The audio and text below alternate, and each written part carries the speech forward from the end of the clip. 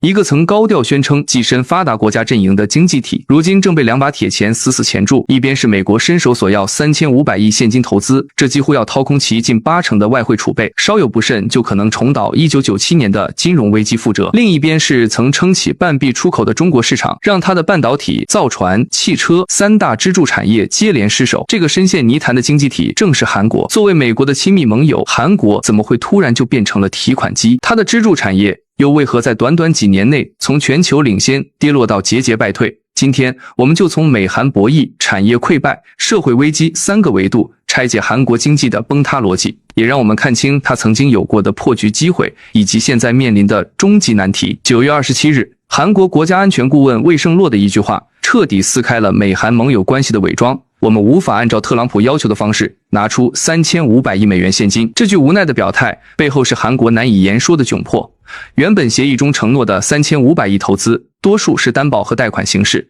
可美国突然变卦，要求几乎全部以现金出资。要知道，韩国当前的外汇储备仅有4163亿美元，若真拿出3500亿现金，相当于直接抽走近80%的储备。韩国总统李在明直言，这会让韩国经济陷入堪比1997年的经济危机。但特朗普根本不为所动，甚至在白宫记者会上高调炫耀，日本要给5500亿，韩国3500亿都是预付款。这是关税带来的前所未有的收入。更让韩国难堪的是，美国一边要钱，一边还在拆台。9月初，美国移民执法部门突然出动直升机、装甲车，突袭了韩国现代与 LG 在佐治亚州的合资工厂，以非法移民为由拘捕了300多名韩国工程师。这些工程师本是因美国本土缺技术人才，被企业临时调派。此前签证问题一直是约定俗成的灵活处理，现在却突然成了美国施压的工具。韩国国务总理金明熙无奈表示，签证问题不解决，工人不敢来，3500亿投资就是空谈。可美国的意图很明确，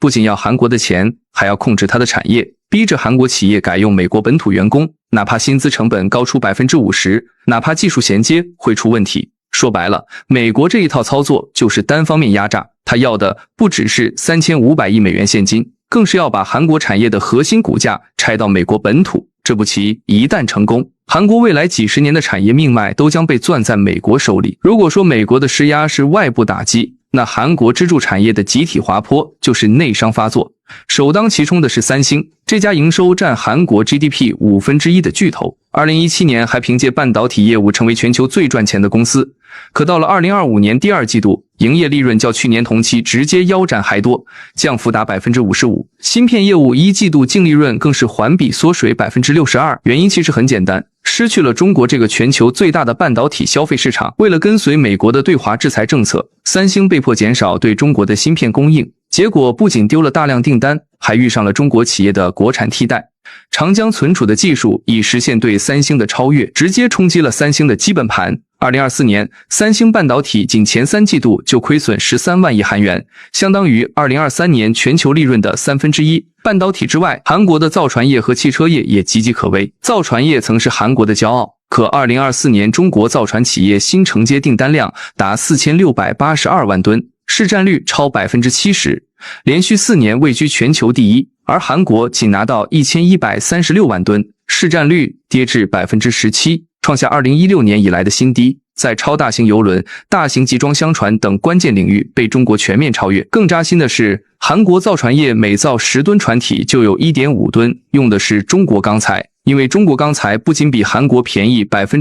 至 20%， 质量还不相上下。汽车业的处境更惨。2016年，韩系车在华年销量还能达到65万辆，可到2024年，其在华市占率已跌破 1%。无奈之下，韩国汽车只能转向美国市场。2025年1至8月，韩国 60% 的出口汽车都运往北美。可特朗普上台后又放出加征关税的风声，等于断了韩国汽车的退路。韩国不是没试过反击。2024年上半年，他对中国进口钢铁征收 27% 至 38% 的反倾销税，想保护本土钢铁业，结果却坑了造船业。钢材占造船成本的30%，用韩国钢材会让造船成本飙升，订单流失得更快。为什么会陷入保钢铁就丢造船的死循环？因为韩国产业的软肋早已暴露，过度依赖单一市场，又在关键环节受制于他人。韩国经济的两难远比我们看到的更棘手。如果说经济和外交是表面伤口，那韩国的社会问题就是深入骨髓的慢性病。最触目惊心的是人口危机。2023年，韩国总和生育率跌至 0.72， 这意味着什么？按照这个比例，100个韩国人，下一代只剩34人，4代之后不足5人。牛津大学甚至预测，到2750年，最后一名韩国人将从地球消失。韩国政府不是没努力过，20年来投入2900亿美元鼓励生育，从育儿补贴到延长产假，政策五花八门，可结果却不尽如人意。2023年新生儿仅23万，比2020年减少近1/4。原因其实很简单，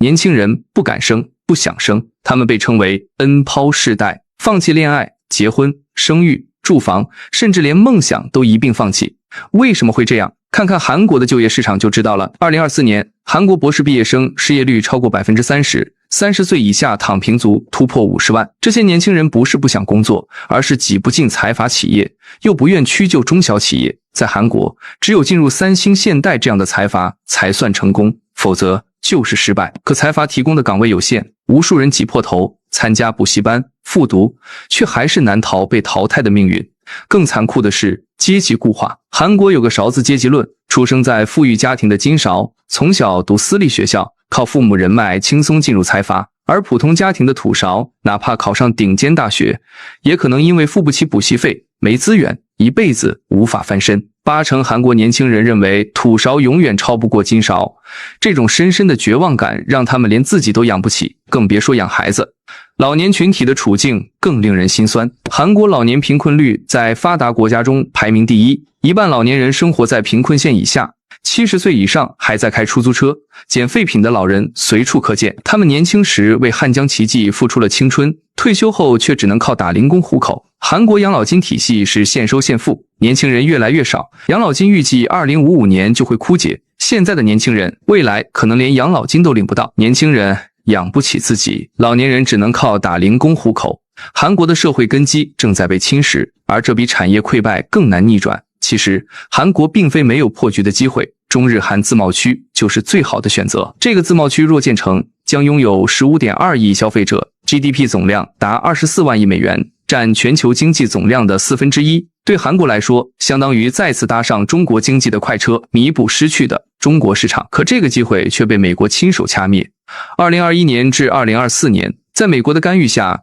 中日韩三国区域内贸易规模从8500亿美元降至7370亿美元，下降 13.5%。美国之所以这么做，就是怕中日韩经济一体化削弱自己在亚太的影响力，更怕韩国脱离自己的掌控。毕竟，韩国从建国起就被美国绑定，朝鲜战争后靠美国援助起步，越南战争靠美国订单发展，经济命脉始终被美国牵制。现在的韩国就像夹在两大经济体之间的夹心饼干，美国要它当棋子，不断索要利益。中国是它的最大市场，却因产业竞争和美国施压渐行渐远，而它的内部人口、阶级、财阀问题层层叠加，早已没了汉江奇迹时的活力。韩国的困局是外部博弈的挤压，也是内部根基的松动。美国的压榨不断加码，中国的产业竞争持续升级，国内的人口、就业、阶级矛盾层层叠加，曾经的奇迹光环褪去，如今的发达国家梦摇摇欲坠。最后，我们不妨思考一个问题：如果韩国想真正破局，是该继续依附美国，还是重新寻找与中国的合作空间？又或者有没有第三条路能让它摆脱当下的困局？欢迎在评论区留言讨论。36省的简称省会：黑龙江省，简称黑；省会哈尔滨；吉林省，简称吉；省会长春；辽宁省，简称辽；省会沈阳；河北省，简称冀；省会石家庄；甘肃省，简称甘；省会兰州；青海省，简称青；省会西宁；陕西省，简称陕；省会西安；河南省，简称豫；省会郑州；山东省，简称鲁；省会济南；山西省，简称晋；省会太原；安徽省，简称皖；省会合肥；湖北省，简称鄂；省会武汉；湖南省，简称湘；省会长沙；江苏省，简称苏；省会南京；四川省，简称川；省会成都；贵州省，简称黔；省会贵阳；云南省，简称滇；省会昆明；浙江省，简称浙；省会杭州；江西省，简称赣；省会南昌；广东省，简称粤；省会广州；福建省简称闽，省会福州；台湾省简称台，省会台北；海南省简称琼，省会海口；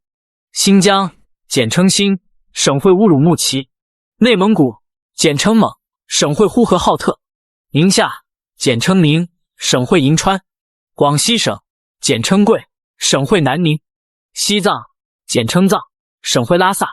北京市简称京，省会北京；上海市简称沪，省会上海；天津市简称津，省会天津；重庆市简称渝，省会重庆；香港简称港，省会香港；澳门简称澳，省会澳门。你们都是哪里的呢？上合没有惯着莫迪政府阻挠中国大计的印度被9国集体孤立。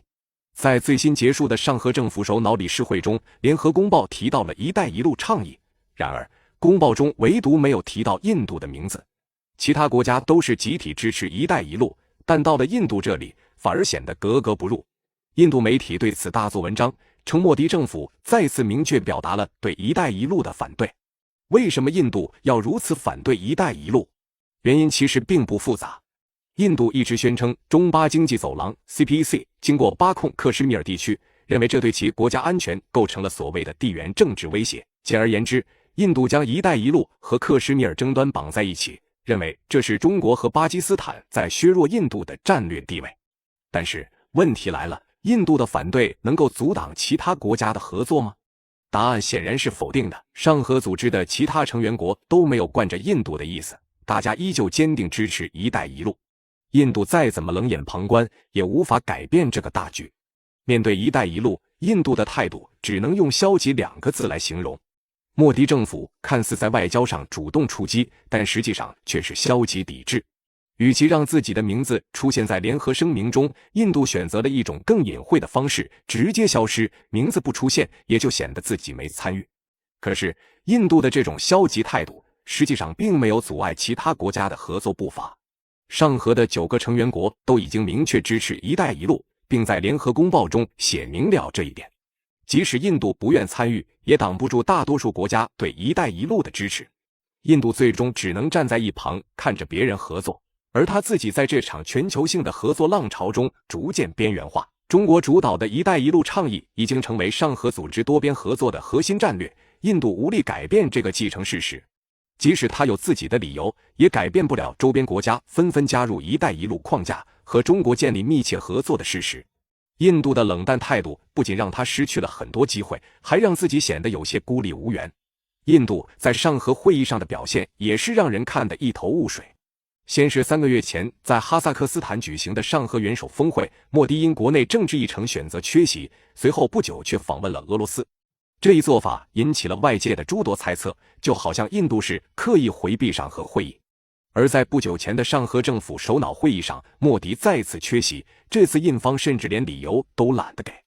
取而代之的是，印度外长苏杰生在伊斯兰堡前后只停留了24小时，会议结束后立刻回国，完全没有显示出任何实质性的合作意图。印度这种降级参会的行为已经在外交圈内引发了广泛关注。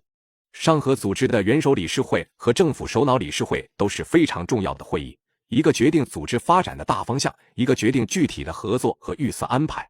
而印度连续缺席，意味着他实际上把自己置于了一个旁观者的位置，这种态度无疑是在疏远自己与其他上合成员的关系。虽然印度在上合会议上的参与意愿不高，但他也没打算彻底退出。相反，印度时不时还会利用自己正式成员国的身份，对一些关键问题动手脚，给上合的多边合作制造麻烦。最明显的例子就是印度一贯反对一带一路，借地缘政治纠纷搞小动作，试图对中国主导的合作项目制造阻碍。虽然印度并没有能力阻止上合将支持一带一路的决议写入联合声明中，但他仍然试图通过各种途径表达对中国地区合作计划的不满。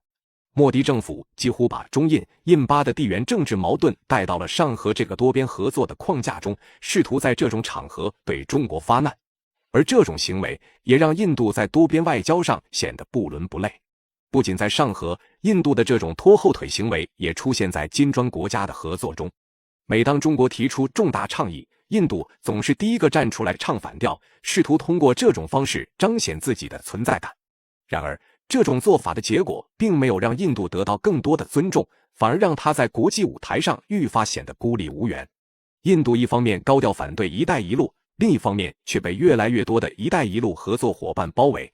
即使印度坚称“一带一路”不尊重其主权，也改变不了周边国家纷纷加入这一倡议的事实。印度所担心的地缘政治威胁，到头来反而是把自己推向了一个更加孤立的境地。印度对“一带一路”的抵制，更深层次的原因是他对中国的敌意。除了实控线争端之外，印度在心态上一直将中国视为地缘政治对手，莫迪政府的大国愿景也处处试图对标中国。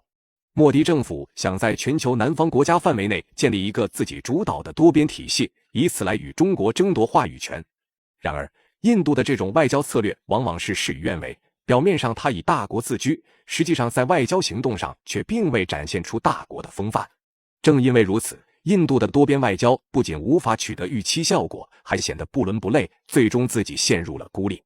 莫迪政府虽然一再试图通过抵制“一带一路”来彰显自己的存在感，但这种行为最终只会让印度的国际影响力越来越边缘化。上合的其他成员国并不会因为印度的抵制而改变对“一带一路”的支持，印度的孤立只是他自己的选择。